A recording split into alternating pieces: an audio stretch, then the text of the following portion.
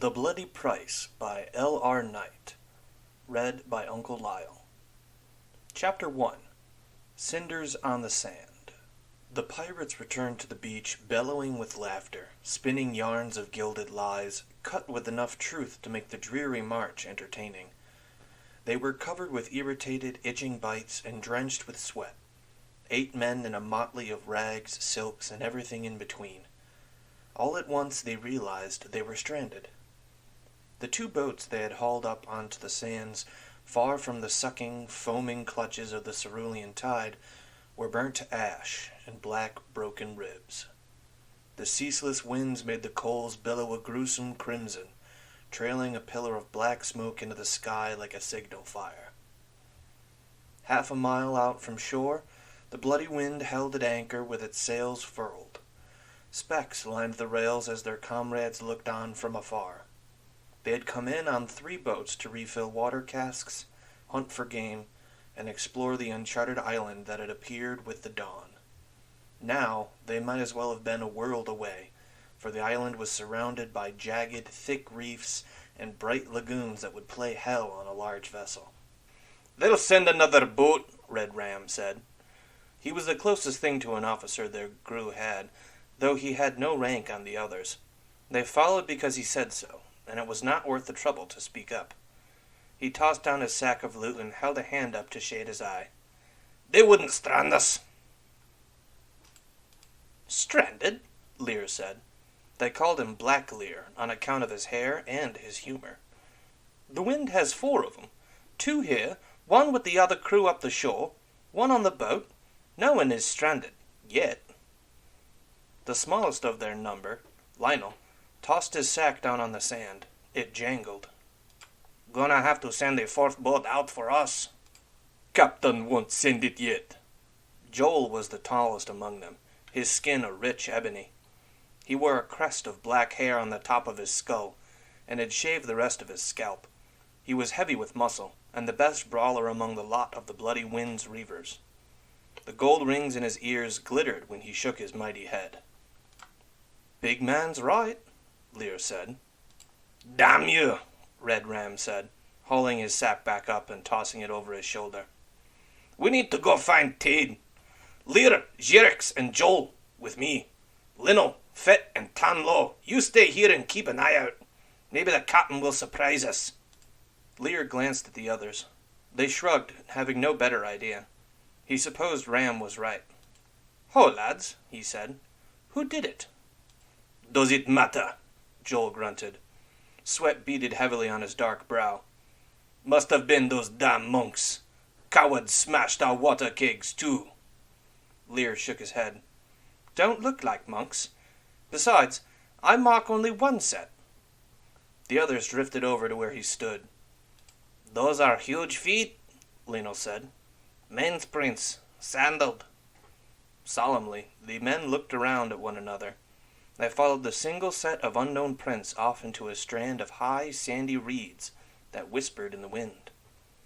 Reading the prints, whomever had set the fire had simply strolled off. "Like I said, one of the monks," Joel muttered, running a hand over his crest. "Ain't no one else alive on this island. You're spooking yourself, Lear." Tan Lo spoke enough of the pigeon of the crew to follow what they were saying. "No monk," he said. His red hair was curled above almond eyes. "Revenge." "To the hells with that!" barked Red Ram. "Like Joel said, ain't no man on this island, except those as were living in the temple. This was their work, plain as day. Now, let's go and find Tade and see if we can get back out to the wind, eh, lads?" The confidence in his words did little to improve the dour mood of the men, and Lear knew as well as the next man that wasting wind seldom filled the sails. Sea rats and sea dogs, but brothers of a sort, they knew what to do. Lear, Ram, and his crew began to drift away, walking with a clumsy gait over the shifting, loose sand. The late afternoon sun hung overhead like a ball of molten copper, and not a cloud was in sight. The wind played noisily in the branches of the dense tree line that masked the island's interior. Miles and miles of craggy terrain packed with sodden, fly-choked jungle, and at its heart the strange temple, and the great turtle. It was better, Lear reflected, whenever he told the story of that cursed island, that only 4 of them had gone to find Tade's crew. Red Ram might have been a sorry drunkard and a bastard of a cheater at dice, but he knew his men as well as he knew his knives. Some were reliable steel, well balanced, and always held an edge. Others were brittle and had to be used gently. The men Red Ram had brought with him cursed and growled like curs, but they did not panic and break when they saw what had become of Teed and his boys. The 3rd boat lay several hundred paces further up the coast, past a low but treeless crag that jutted out almost all the way to the sea. A greenish lagoon lay behind it, with the sun's sinking rays glittering like coins on its dappled, plucking surface. On the shore they found the 3rd boat still ablaze. Their foe had driven 4 stakes into the sand around the fire, and upon these mounted 4 severed heads: Tade, Laman, Jern, and Ceres. Their mouths hung slack, and flies swarmed over their dead, waxy flesh. Blood still dribbled onto the sand below these gruesome trophies.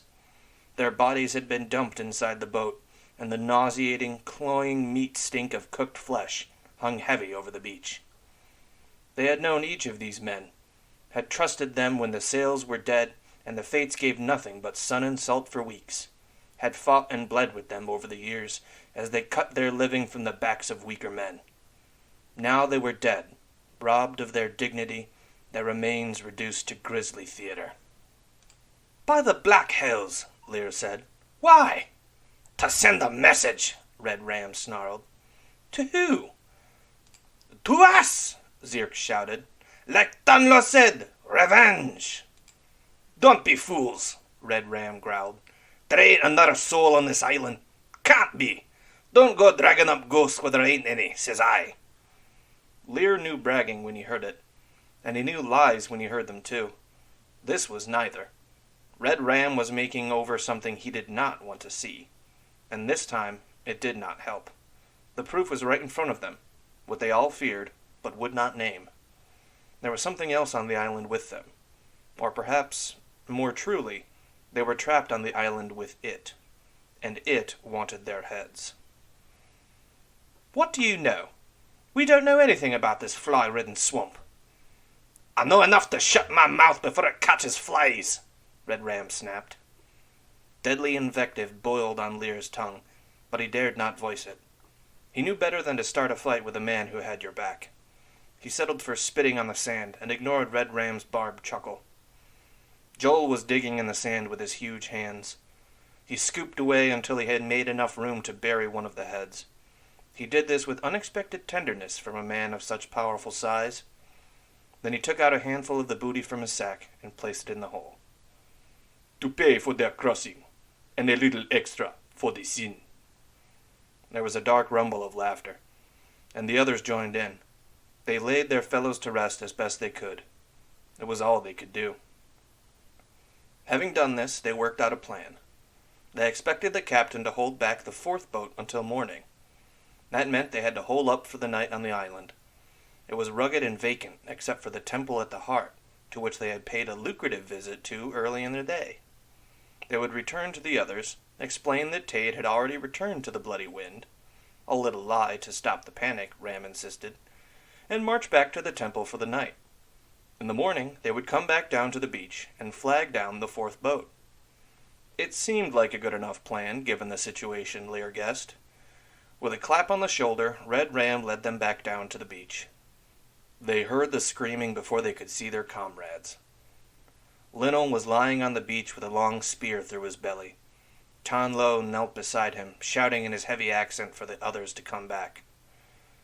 "Fit run after it," Tanlo cried. "Leave me." "And me," Lionel said weakly.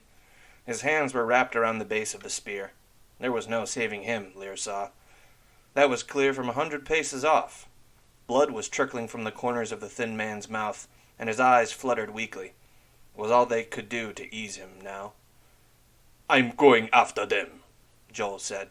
He was pacing like a caged panther. Now he threw his sword as if a decision had been reached. "Thirsting idiots!" "By the hells you won't!" Red Ram snapped. "What, and get lost too?" he rounded on Tanlo. What happened? The red-haired man composed himself. His skin was a coppery tone that never seemed to burn, even during long days climbing rigging and working among the sails. Now it looked sallow, pale. Dogman threw spear from trees, he said, pointing at Lionel, who was mewling weakly on the ground beside him. Grey, brown, stood like big ape. An ape did this? Red Ram asked incredulously. Tanlo shook his head, fear in his eyes as he looked at his compatriots, struggling to make himself understood. Like man, but ape. Grey skin, grey eyes, make noise like dog. He's raving, Joel said. There ain't no apes here. Maybe it's not an ape, Lear said. He rested his hand on the hilt of an ornate sword that hung at his hip. Red Ram's face flushed a dangerous scarlet. What are you suggesting, Lear? The smaller man held his hand up in peace. Nothing that we're not already thinking. Behind him, Zarek said, He's dead, Lear. We all saw him go down under the waves. Revenge, Tanlo said again. We killed him. Now his ghost hunts us. You're hopeless, Red Ram groaned. He dug around in his sack and drew out a water skin. When he pulled the cork, the others could smell the alcohol. He took a long slug and stowed it in his sack. Lionel is gone, Lear said quietly.